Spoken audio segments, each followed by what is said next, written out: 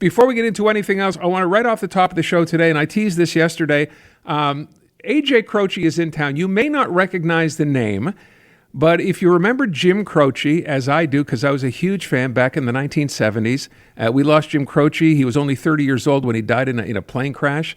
AJ Croce is his son, and he is in town next week, and I'm going to that show, and I'm very, very excited, and he is on the line. AJ, thank you so much for taking the time. Hey, man, thank you so much for having me. It is my pleasure. For people who don't know, go ahead and play that song, Brian. Here's some of AJ's songs. I got a feeling this time around, something in the strain is coming. Wow, there's a message in the tension on the road to inner peace. So, I don't know if you're getting a sense in here of a lot of Jim Croce, but I'm hearing a lot of different people in there. First of all, as I said, thank you for coming here. I was just reading the bio for a second. I did not know this about you. You've basically been playing music since, you're 12 years old, is that right? Well, I've been playing since I could walk, but playing professionally since I was 12, and and then a woman named Mae Ashton heard me when I was 17, and she wrote Heartbreak Hotel for Elvis. That tour here in Canada, out west in Vancouver with BB. You know, it's amazing when you think about it. My first reaction was, you grew up and, you know your dad's music, but sadly you were barely 2 years old when your dad passed away. I guess the question I want to ask is, when did you begin to understand what he had done and his music and appreciate his music? How early were you when that was starting to get through?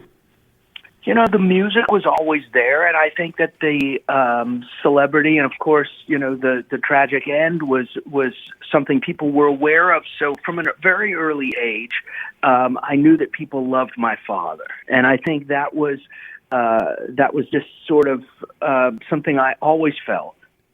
And you've been out on your own, as you said. You've been doing this a long, long time, and not playing your dad's music necessarily. I read that you didn't do that until about 2012. So what made you decide, this is what I sort of want to do as well? This came about in a very organic way. I didn't play my father's music for 30 years of my career because I just wanted to do my own thing, and I felt like there was no integrity in just playing his music and capitalizing on his name. So it came about in a number of ways. One is I've worked behind the scenes as his publisher, making sure that the music and his musical legacy is kept alive, as a label head in making sure that his records are available all over the world. And so behind the scenes, I've been active in his career and making sure that his legacy is alive. But it was a couple things. There was this wonderful cassette that I was archiving about 25 years ago, and it was all of these really obscure songs. Now, I really grew up with my father's record collection.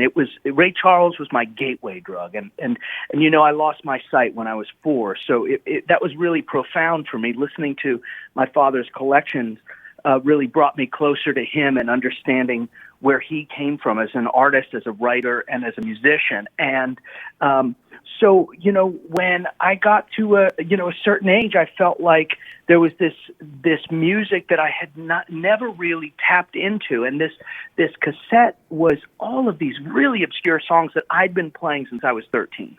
And so when I heard my father's voice on these songs that I'd never heard him play, I never knew that he knew these Fats Waller songs, Bessie Smith, Jimmy Rogers, Pink Anderson, Sonny Terry and Brownie McGee, all of these really obscure artists, and it was their deep cuts, and they were the same songs that I had been playing. I just realized we had a connection. Wow.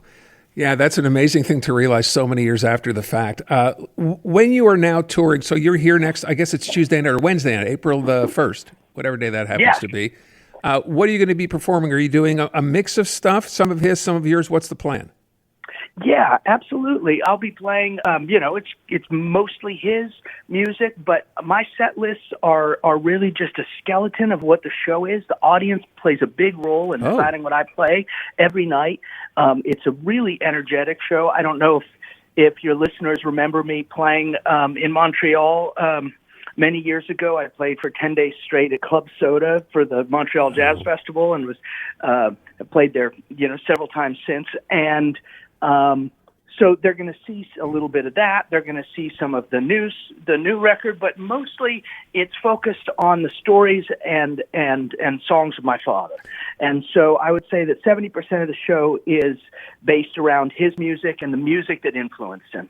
And then, there's a bit of what I do and the connection between the two of us. And it's the stories, really, that make up this amazing show. I'm so proud of it. Wow, as you should be. And I'll just say for people who do remember your dad, and I was a big fan back in the day, I talked about the other day, Operator being the song that my first wife, my ex-wife, that was our song off that album, though every single lyric in that particular song. And so many of the songs, like Time in a Bottle, same thing that people just remember forever, which is pretty remarkable, but endearing at the same time. So looking very much forward to it. You have a new album out. What's the album called?